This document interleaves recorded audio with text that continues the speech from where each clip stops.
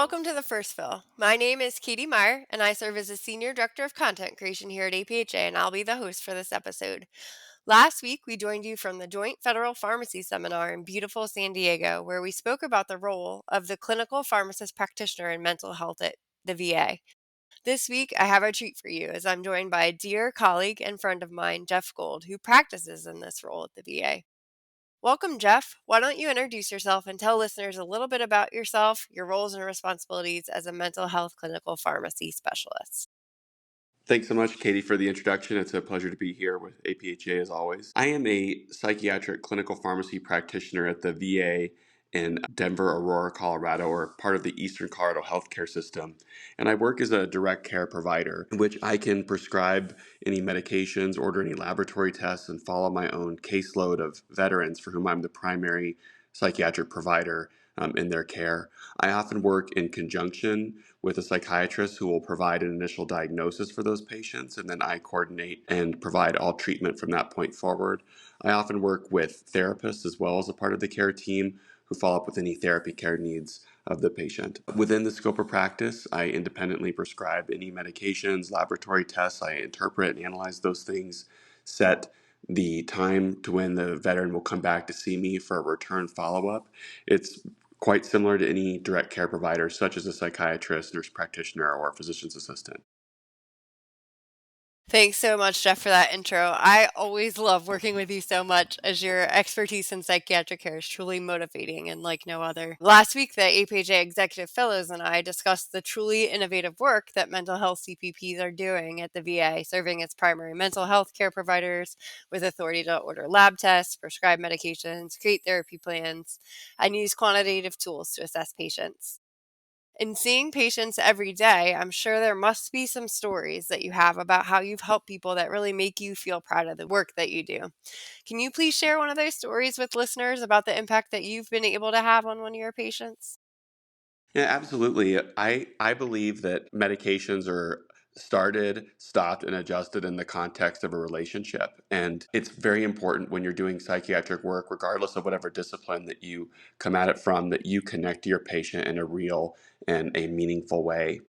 And one of the things that I often try to set up with the veterans I'm working with is that this is a place for them to understand how medications work and what the intent is with respect to how a medication might make somebody feel. But you leave lots of understanding and different ways of comprehending or conceptualizing what their experience might be from taking a medication. And for that reason, I like to engage in shared decision making practice where I really talk with the patients about why we might choose one medication for another and how we might think of something as being helpful. For example, I recently was working with a veteran who was having a very, very hard time interpersonally and felt that their typical coping strategies were not sufficient to manage their anxiety. They were going through a really difficult personal and professional time, and as a mother, she was really struggling. And she asked me, she was taking antidepressant medications for anxiety, but felt that it had become so difficult that she was really struggling to function and wanted to know what to do next. And she asked me about taking a benzodiazepine. And of course, the literature is very clear about benzodiazepines and anxiety and how we must be careful about their use and how antidepressants are first line and second line and other antidepressants are third line, as are various forms of psychotherapy. But I felt that she needed something and she was asking for something short term to help her. So we really went through an in-depth conversation of what she wanted versus what she needed to feel that she could get back to her life in a meaningful way.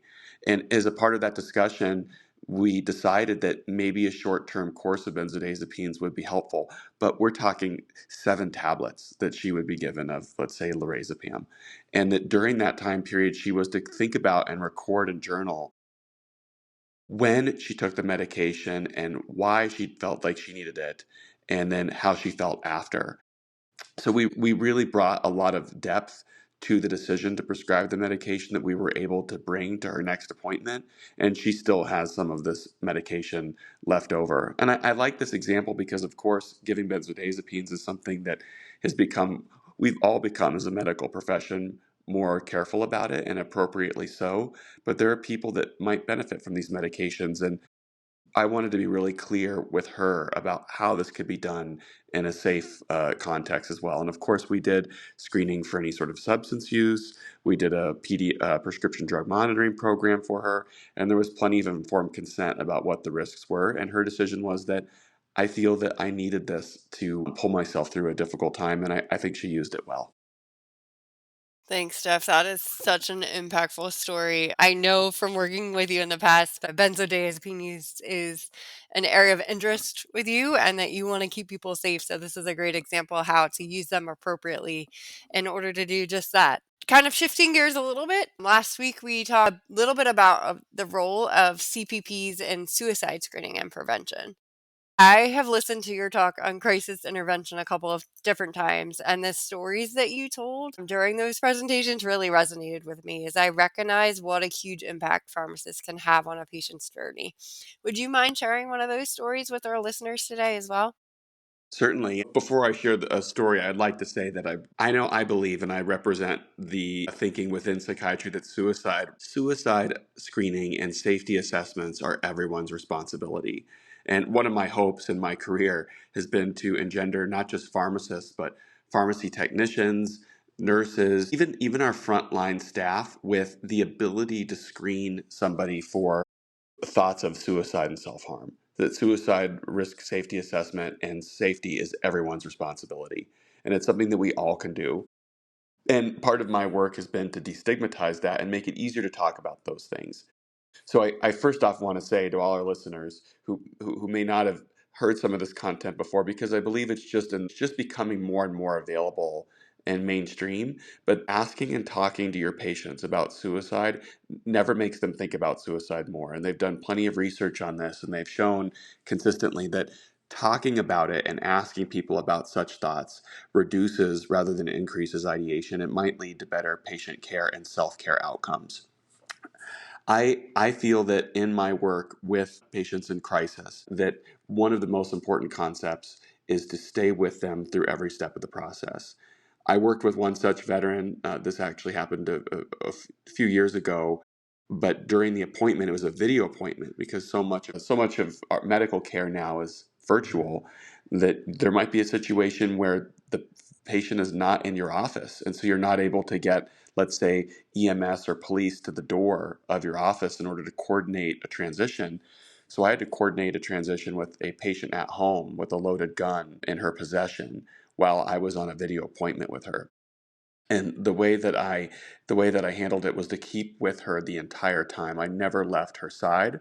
I stayed with her every moment, and I was messaging people using my cell phone and my computer and sending other messages to people to coordinate services. And we ended up calling a social worker with a police officer to her home while I was with her every step of the way. And a few things that I felt that were impactful to say to her in that time were to try to keep her talking about what were things that could be solved in that moment. And if you think about crisis intervention, what are things that could be done in this moment? Not thinking about 6 months from now or 2 years from now or the things you've done in the past that you might have shame around, but what is it that you need right here today that we can do and solve in this moment? And I knew this particular veteran very well, a patient of mine for several years. And I also told her that her future self would thank her for making the decision to stay. And I know that really impacted her. And she sat with that for long and hard. And she asked me what I meant. And going back to that, keeping it about the moment, life changes so much for all of us, from one day to another, from one week to another, from 6 months to a year. And she couldn't imagine what her life might be like in a year's time, and all these things might feel so different, and she'll be so glad that she decided to stay. um, and tears welled up in her eyes and in mine too. When the police were getting close, she was very frightened of the police. I was able to get the name of the officer and the social worker that were going to come and wait for her downstairs and tell her their name, and then tell her a little bit about them so that she knew. So, Officer Mike, he has 2 kids and he's married, and he wants you to know that you're not in trouble. And Cynthia is the social worker, and she says that she's ready to help you when you're ready to go downstairs, but you can't bring the gun. And she was very receptive to this. And I tried to make the transition as smooth as possible. So I think some of the takeaways for this are just that you're staying with somebody for every part of the experience, you're coordinating help in the background, and of course you're just being, supportive to them to get them to the next stage where I think they can look at things in more depth. Thank you so much, Jeff. I've heard that story before, and it's truly just so impactful and motivating. I love hearing it. So thanks for sharing it with our listeners today. Of course.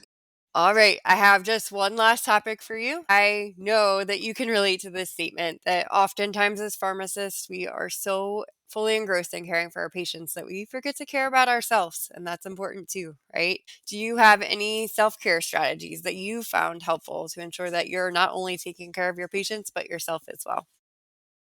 Absolutely. I have had to implement a number of self-care strategies over the years, and I'm first and foremost I doing mental health work, but doing medical work in general. We are a witness to a lot of sadness and misery in our work, regardless of what your practice setting is, whether it's psychiatry or critical care or community practice. And I think that for me, having my own therapy has been deeply meaningful. It's allowed me to understand where I end and where other people begin. And that's been helpful not just clinically when I'm working with patients, but also when I'm working with friends and family members and partners. And it just makes things feel different when I have more clarity about who I am and why I'm doing what I do. And it also helps me get some distance between myself and what happens at work. So I'm not taking home some of the pain and sadness with me because our work is painful and it is sad at times. And you have to have a way to disconnect from it. Care deeply about my patients, and I know you all do too, but there's still got to be a way for us to disconnect from that intensity and come home and enjoy our lives. So that's been one of the values of psychotherapy for me as a patient. I also like to work out, see friends, play games, and do things that celebrate my life and my health when I'm off work or during the weekends. So those are some of the things I would encourage, is making sure that you're building in some sort of self-reflection into your life. I know psychotherapy is not for everybody, but I find it particularly helpful. I know many do, but there are lots of different ways where you can have practice self-reflection and mindfulness. I know through meditation and yoga or other strategies that some of my coworkers use. And then just I think to do things to keep you healthy, such as working out and maintaining healthy social relationships. Awesome, Jeff. Thanks so much for sharing those tips. Definitely some great tips there, and would encourage listeners to consider those if you're not partaking in some of those today. Thanks, Jeff, for such a wonderful discussion today. Not only about the impact that you've made for your patients, but also how pharmacists can take time to take care of themselves throughout the process as well. All right, let's summarize some major takeaways from our time here today. First, shared decision making is key in success when treating patients who suffer from mental illness. Suicide screening and safety assessments are everyone's responsibility and can be done by all pharmacists and really any other healthcare practitioner as well. If you ever encounter a patient in crisis, stay with them until help can be coordinated. As pharmacists, it's important that we take care of ourselves in order to best serve our patients. Strategies to do so can include participating in psychotherapy to help with disconnect from the intensity of patient care. Also, building in time for self reflection and mindfulness through physical fitness, yoga, and other activities can be super beneficial as well. All right, folks, that's all the time we have here for today. If you haven't listened to part one of this month's First Fill podcast yet, it was released 1 week ago. In that episode, APHA Executive Fellows and I discussed the role of mental health CPPs at the VA. If you'd like to learn more about the work Jeff does at the VA, check out an enduring CPE in our catalog called Crisis Intervention, a Pharmacist Story, where Jeff tells several additional stories about the work he does and the patients that he's cared for. We also have a 4-hour mental health first aid advanced training program that covers mental illness in detail and effective communication strategies if you're interested. And last but not least, don't forget to head over to the Learning Library at learn.pharmacist.com to earn your CE for this month's podcast. Thanks, everyone. Take care. Thank you.